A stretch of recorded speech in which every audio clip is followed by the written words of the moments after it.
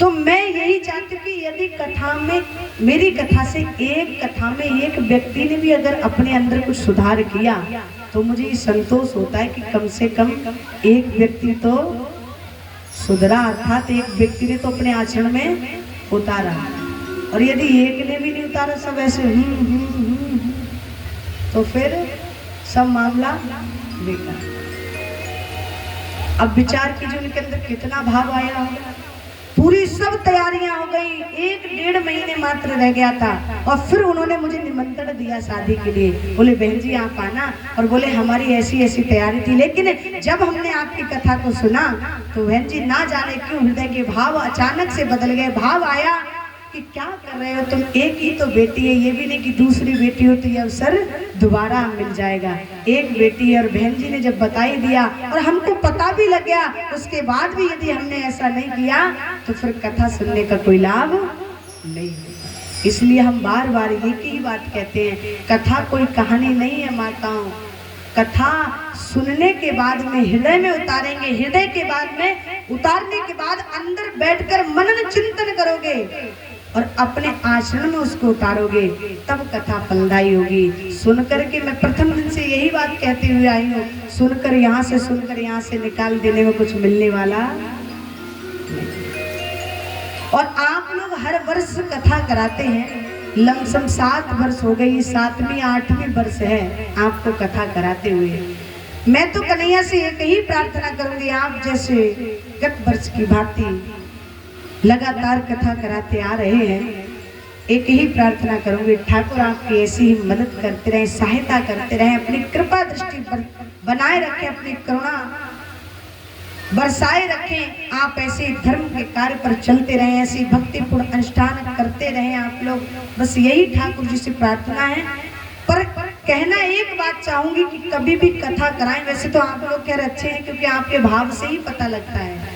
प्रथम दिन से ही मैं आपको मान गई कि सच में यदि श्रोता हैं हो तो आप जैसे हो। यदि श्रोताओं की उपमा दी जाए तो आप जैसे श्रोताओं को दी जाए, क्योंकि आपने ये दिखा दिया कि श्रोता ऐसे होना चाहिए। बड़ा एकाग्र भाव से आपने कथा को श्रवण किया है। कितनी देर लगेगी भैया, टाइम बहुत हो रहा है, फिर मत कहना कि इतना विलंब हो गया। बोली बांके बिहारी लाल की, बोली राधे रानी सरकार की। तो मैं एक ही बात कहना चाहूंगी, वैसे तो आप हर वर्ष कथावाचक को बुलाते हैं और आपके भाव से ही पता लगता है, आपकी मन को देखकर ये पता लगता है, आपकी एक एक क्रिया को देखकर ये पता लगता है कि आपके यहाँ आज तक जितने भी कथावाचक आए हैं वो सब बढ़िया ही आए हैं, क्योंकि आप लोग इतने भाव से कथा सुन रहे हैं। यदि कोई ऐसे वैसे कथावाचक आते तो आपके अंदर इतने शांति, इतना शांत स्वभाव, इतना एकाग्र भाव ये नहीं होता। पर फिर भी मैं एक ही निवेदन करना चाहूंगी कि जब जब कथावाचक को बुलाएं तो ऐसे कथावाचक को बुलाएं जिससे कि आपको कुछ मिले। ये नहीं कि महाराज देखिए, मैंने प्रथम दिन बताया कथा कोई मनोरंजन नहीं है। श्रीमद् भागवत की कथा कोई मनोरंजन का विषय नहीं है। कई लोग कहते ना मन में भाव रखता, चलो थोड़ी कथा हो जाएगी, थोड़ा मनोरंजन हो जाएगा, बात खत्म। भागवत की कथा में कभी मनोरंजन की दृष्टि से बैठना, और जो मनोरंजन की दृष्टि से बैठता है वो अपराध करता है। क्या करता है? अपराध। इसलिए जब जब किसी कथावाचक को बुलाएं तो कोई मनोरंजन की दृष्टि से नहीं, ये नहीं कि गाना बजाना किया और अच्छा गाने बजाने का कार्य करना है या मनोरंजन का कोई काम करना है तो और साधन है, अन्य साधन है नहीं, उन साधनों में मनोरंजन करो। पर भगवान की जहाँ कथा होती हो वहाँ मनोरंजन की भावना नहीं आनी चाहिए। बोली बांके बिहारी लाल की, बोली राधा रानी सरकार। क्योंकि आपके यहाँ तो ऐसा नहीं है, पर हम तो कई जगहों पर जाते हैं, बड़ी स्थिति गंभीर हो गई है। कथाओं को कथा का नाम दिया जाता है, पर वो कथा वास्तविक देखा जाए तो कथा नहीं होती। आपने भी कई जगह देखा होगा, नाम क्या दे दिया, श्रीमद् भागवत सप्ताह ज्ञान लेकर चल रहा है, लेकिन अगर आप जाकर वहां देखोगे तो ना तो वो व्यास के अंदर वो चीज मिलेगी और ना श्रोताओं के अंदर मिलेगी। इसलिए मैंने कल भी कहा कि कई बार हम धर्म कराते हैं पर धर्म के पीछे अधर्म हो जाता है, हमको पता नहीं लगता। तो कथा के माध्यम से यही सीखना है हमें एक चिड़िया थी, चिड़िया, और जंगल में वो चिड़िया रहती थी। एक दिन क्या हुआ कि जंगल में आग लग गई। क्या हुआ? जंगल में आग, और आग इतनी भयानक लगी कि जितने भी पशु पक्षी जीव जंतु थे सब जंगल को छोड़ छोड़ कर भागने लगे।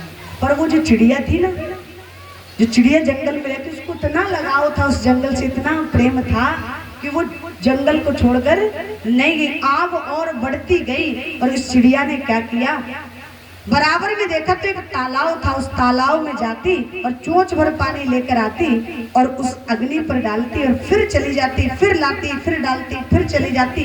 अर्थात जब तक आती थी तब तक चोंच भर पानी नहीं रहता, एक बूंद मात्र रह जाता। ये क्रम लगातार वो चिड़िया कर रही थी। तो जंगल के जो और पशु पक्षी जीव जंतु थे देख करके हंसने लगे और बोले, अरे चिड़िया तू बावली हो गई है, अरे क्या तेरी चोंच भर पानी से ये जंगल में लगी भयानक आग बुझ सकती है, तू बावली हो गई है। चिड़िया ने जवाब दिया, मैं जानती हूँ कि मेरी चोंच भर पानी से ये जंगल की भयानक लगी हुई आग बुझ नहीं सकती, पर मैं इतना भी जानती हूँ कि जब कभी इस जंगल का इतिहास लिखा जाएगा तो मेरा नाम आग बुझाने वालों में होगा, आग लगाने वालों में नहीं होगा। तो मैं बार बार एक ही निवेदन करना चाहूंगी।